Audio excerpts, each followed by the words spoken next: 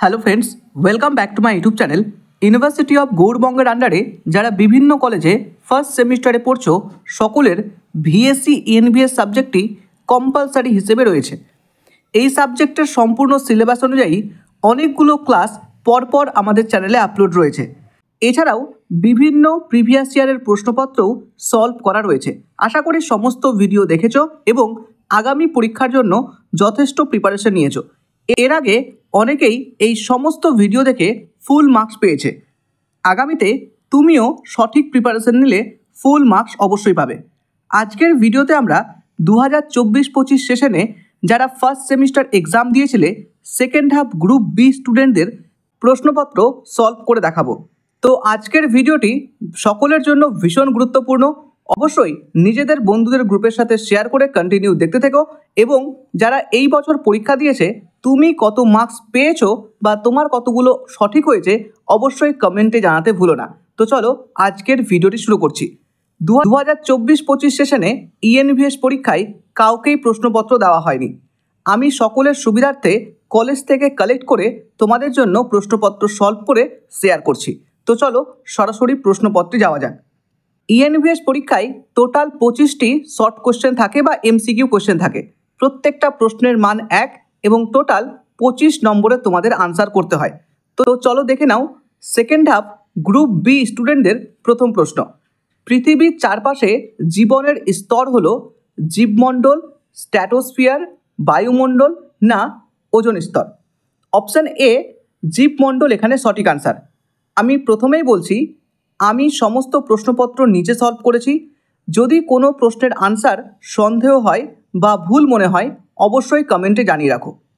Question number 2, নিচের কোন বায়োমের বৈশিষ্ট্য হলো উচ্চ তাপমাত্রা, উচ্চ আর্দ্র এবং ঘন বনাঞ্চল? মরুভূমি বায়োম, তৃণভূমি বায়োম, গ্রীষ্মমণ্ডলীয় বর্ষ বন বায়োম না তুন্দ্রা বায়োম? তো অপশান সি অর্থাৎ গ্রীষ্মমণ্ডলীয় বর্ষণ বন বায়োম এখানে সঠিক আনসার। নেক্সট আমরা দেখব কোশ্চেন নাম্বার 3, নিচের কোন আইন ভারতে বায়ু দূষণ নিয়ন্ত্রণের জন্য তৈরি হয়েছে?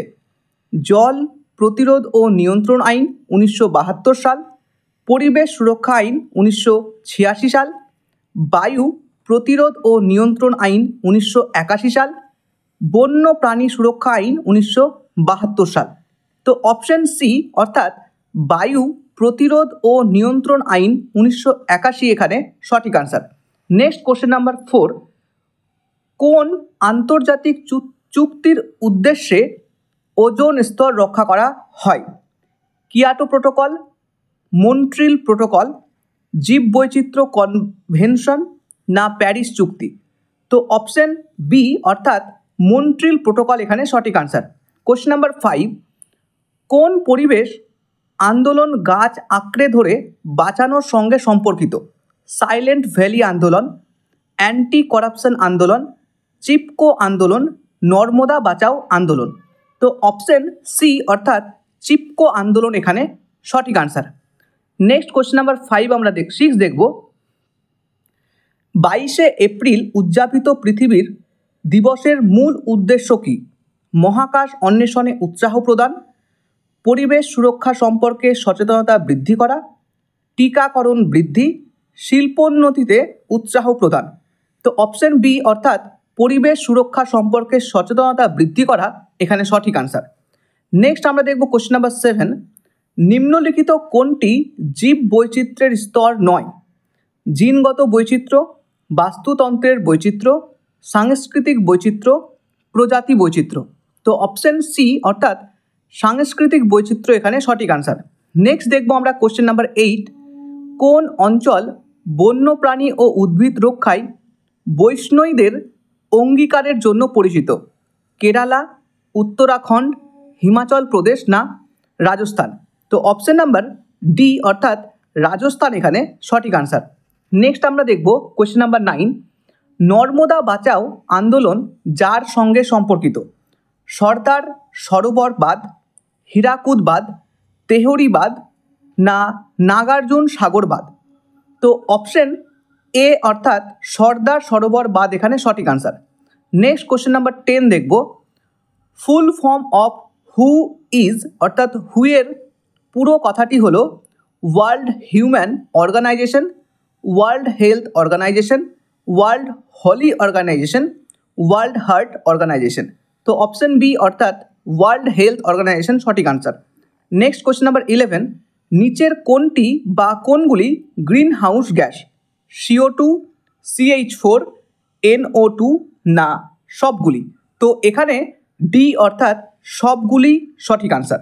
নেক্সট আমরা কোশ্চেন নাম্বার 12 দেখব, মরুভূমিতে যে ধরনের উদ্ভিদ থাকে, হাইড্রোফাইট, এপিফাইট, মেসোফাইট, জেরোফাইট? তো অপশন ডি জেরোফাইট এখানে সঠিক আনসার। নেক্সট 13, কোনটি জলবাহিত রোগের উদাহরণ নয়? কলেরা, চিকেন পক্স, আমাশয়, টাইফয়েড?